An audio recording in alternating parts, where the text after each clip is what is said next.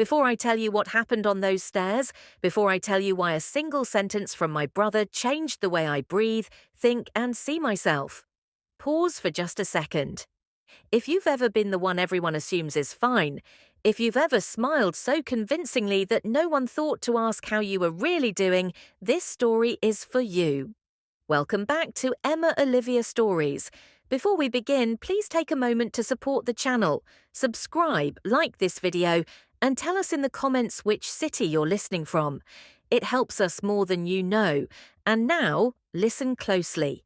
Sometimes life doesn't shout its most important lessons. Sometimes it whispers them when you're halfway up the stairs, when you're tired, distracted, and absolutely not prepared to hear the truth. That evening, I thought I was just going upstairs. I didn't know I was about to be seen. It was late September, the kind of evening that feels undecided about itself. The sun lingered longer than expected, staining the sky with soft pinks and tired golds, as if even daylight was reluctant to leave. I remember noticing it absently as I walked up the driveway, my backpack cutting into my shoulder, the weight of unread books pressing against my spine. College had a way of doing that, making everything feel heavy without leaving visible marks. Everyone talked about building a future like it was a clean, exciting process. No one mentioned how unstable it feels while you're stacking pieces you don't fully understand yet. The house greeted me the way it always did, quiet but not empty. The television murmured in the living room, my dad's trusted news anchor droning on in a steady, familiar rhythm. Somewhere deeper inside, the faint sweetness of cinnamon hung in the air, probably the last trace of my mum's afternoon baking. I kicked off my shoes and stood there for a moment, unmoving. My body wanted rest, my mind wanted escape. Neither one knew how to ask for it. I was halfway to the stairs, my fingers trailing lazily along the railing, debating whether to grab a snack or disappear into my room, when I noticed him. Nate. He wasn't sitting. He wasn't walking. He wasn't leaning against the wall scrolling through his phone the way he usually did. He was standing there, on the staircase itself, perfectly still, not at the bottom, not going up, just waiting. That alone was strange enough to make me stop. My brother wasn't a still person. Nate existed in motion. He fixed things, joked loudly, annoyed my parents on purpose, filled silence with sound. Stillness didn't suit him. But there he was. His hands rested loosely at his sides. His shoulders weren't relaxed. His eyes weren't wandering. They were on me. Something about the way he looked at me made my stomach tighten. Not fear, not discomfort, awareness. He nodded once, a small gesture, almost like he was confirming something to himself.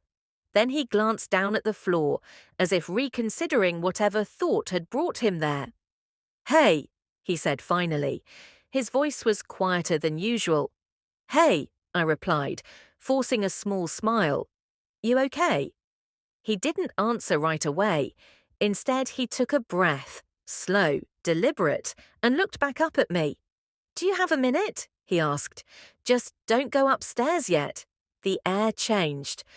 It's strange how you can feel a moment tilt before anything actually happens. Like the space between two heartbeats stretching just a little too long. My brother and I were close, but not that close. We didn't spill emotions on the kitchen floor or have late-night confessions. Our love lived in quiet gestures. Rides when one of us needed them, snacks left behind, excuses made without asking. This was different. He looked nervous. I nodded slowly and leaned against the banister, pretending I wasn't suddenly hyper-aware of my own breathing. "Okay," I said, "what's going on?" He rubbed the back of his neck, exhaled through his nose, and stared at the wall for a second longer than necessary. "I've been thinking about you," he began. That wasn't what I expected. "And not in a weird way," he added quickly. "I mean, about everything you're dealing with, school, the pressure, Mum asking about grades every other day, Dad acting like you've already got life figured out just because you smile a lot." My chest tightened. Because he was right. Everyone thought I was fine, organized, strong, the reliable one. I played that role so convincingly that even I forgot it was a performance until I was alone. I notice things, Nate continued quietly. I see when you come home drained, when you fake that little laugh at dinner. I saw you crying in the car last week. My breath caught. I had thought I was invisible in that moment. I'd wiped my face before getting out, blamed the redness on the wind.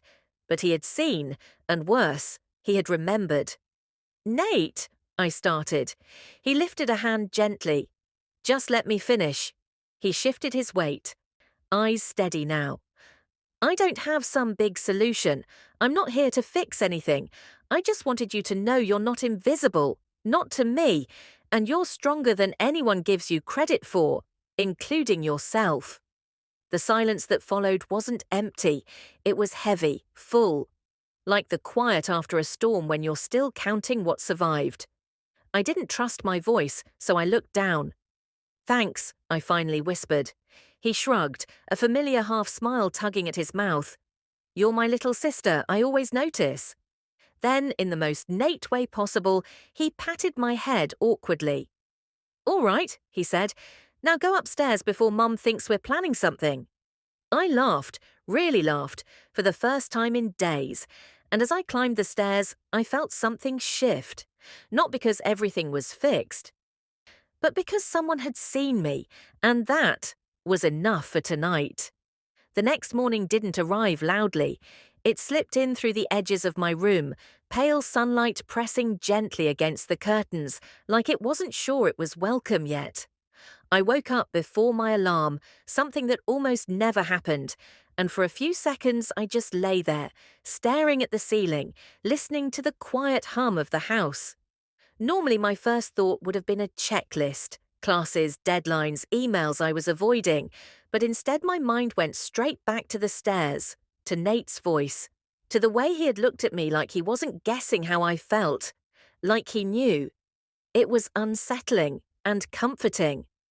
I rolled onto my side and pulled the blanket up to my chin, letting myself sit with the feeling instead of pushing it away.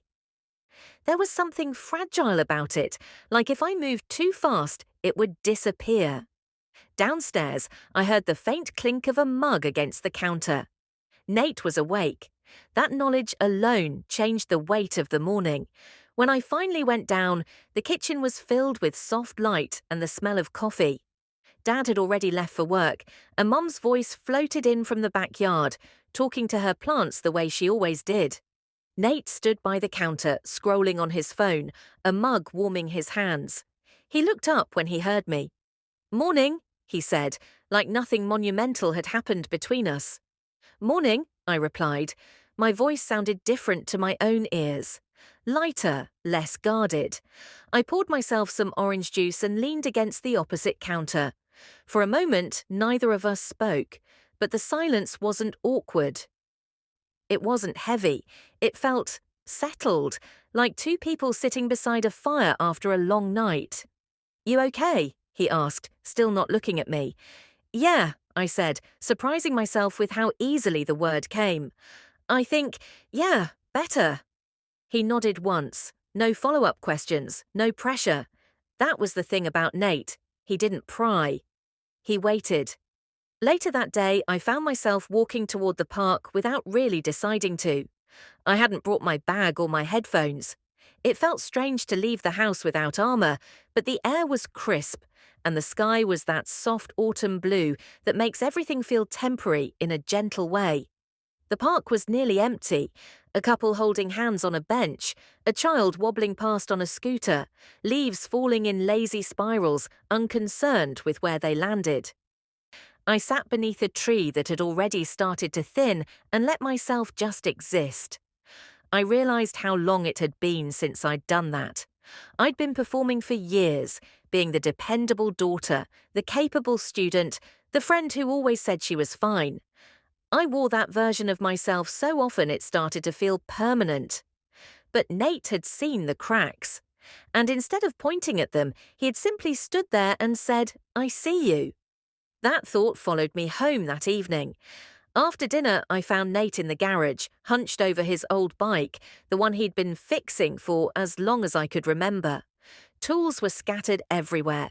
Grease stained his hands. "You finally going to let me help?" I asked. He smirked. "You know how to fix a busted derailleur?" "Nope," I said. "But I'm excellent at handing tools and making sarcastic comments." "Perfect." He tossed me a rag. "That's all I really need." We worked in comfortable silence, the sound of metal and the smell of oil wrapping around us.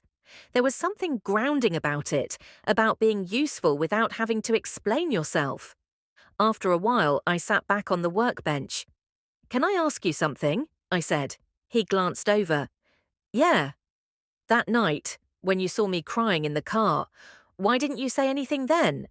He didn't answer right away. He tightened a bolt, set the wrench down, and leaned back against the bench. "Because I didn't want to make you feel small," he said finally. "Sometimes when someone's struggling, the worst thing you can do is rush in and shine a spotlight on it. I wanted you to know I cared, not that I was judging you." My throat tightened. "You didn't make me feel small," I said quietly. "You made me feel safe." He nodded. "Good, that was the goal." There was a pause, and then he added, "You don't have to carry everything alone, you know. You're strong, but strength doesn't mean isolation." That night, lying in bed, I thought about all the times I'd mistaken silence for independence, about how often I'd believed being strong meant being unseen. Somewhere downstairs, Nate moved through the house, locking doors, turning off lights. The sounds were familiar, protective. For the first time in a long while, I fell asleep feeling like someone wasn't watching over me, but walking beside me.